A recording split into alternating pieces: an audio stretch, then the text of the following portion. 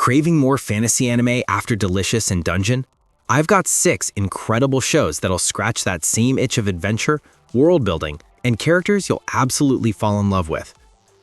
Kicking off with number 6, Handyman Saito and Another World. Look, I know what you're thinking, another isekai? But hear me out, this isn't your typical overpowered protagonist story. Saito is literally just a handyman who gets transported to another world and stays a handyman. The guy fixes stuff while everyone else is out here slaying dragons and collecting harems. It's refreshingly wholesome in a genre that's usually drowning in power fantasies. The animation is clean, the side characters actually have personalities beyond their archetypes, and honestly, sometimes you just want to watch a middle-aged dude be genuinely helpful without any world-ending stakes. It's like if Bob the Builder got isekai'd and decided to just vibe with it. Pure comfort food anime that doesn't try too hard to be edgy or revolutionary. Sliding to number 5, Ranking of Kings. Don't let the art style fool you. This show will emotionally destroy you in the best way possible. Prince Bojji looks like he belongs in a children's picture book, but the story tackles some seriously heavy themes about disability, leadership, and what it really means to be strong. The world building is absolutely stunning, with each kingdom feeling distinct and lived in. And can we talk about how they made us root for characters we initially hated? The character development here is chef tier. Bojji's journey from underestimated prince to, well, no spoilers, but you'll be ugly crying by episode 12. The fights are surprisingly brutal too. Don't expect typical shonen mehls.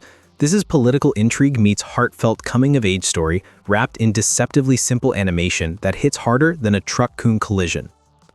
Landing on number 4, Konosuba, God's blessing on this wonderful world. Finally, an isekai that knows it's ridiculous and leans into it completely. Kazuma gets the worst possible starting conditions: a useless goddess, a masochistic crusader, and an explosion-obsessed mage. They're basically the most dysfunctional RPG party ever assembled, and watching them fail upward is pure comedy gold. Aqua crying about literally everything, Darkness getting way too excited about taking damage, and Megumin refusing to learn any spell besides explosion magic. It's chaos, but it works. The animation during Megumin's explosion scenes alone makes this worth watching. Plus, Kazuma is probably the most realistic isekai protagonist ever. Lazy, perverted, and absolutely not hero material. It's like watching your gaming squad get transported to another world. Looking at number 3, Made in Abyss. This show is beautiful, terrifying, and will leave you questioning everything about life and morality. The Abyss itself is basically a character, this mysterious chasm that lures explorers with incredible relics while slowly killing them with its curse. Rico and Reg's journey down feels like a nature documentary directed by someone with serious psychological issues. The world building is next level. Every layer of the Abyss has its own ecosystems, dangers, and mysteries. But fair warning, this show does not pull its punches. The body horror is real, the emotional trauma is intense, and some scenes will stick with you for months. The art style looks innocent enough, but underneath is some seriously dark storytelling. It's like Studio Ghibli decided to make a horror anime. Absolutely brilliant, but definitely not for everyone. You've been warned. Moving to number 2, Frieren Beyond Journey's End. This show took the what happens after the hero's journey ends concept and turned it into something genuinely profound. Frieren is an elf who barely understood her human companions during their adventure to defeat the Demon Lord, and now she's dealing with outliving them all. It's about grief, memory, and learning to value the time we have. The magic system is fascinating. Spells that seem useless but become incredible in creative hands. And don't even get me started on the fight choreography when things get serious. Frieren might look like a cute elf girl, but she's basically a walking apocalypse when she needs to be.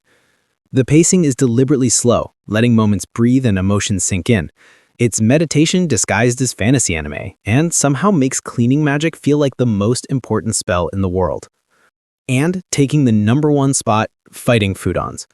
Okay, before you roast me in the comments, yes, this show is absolutely ridiculous. It's Pokemon but with food that transforms into fighting creatures. The premise sounds like it came from a fever dream, but honestly, it's so committed to its absurd concept that it wraps around to being genuinely entertaining.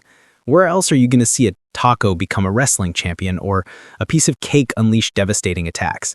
The English dub is wonderfully terrible, full of pooed puns that should be illegal.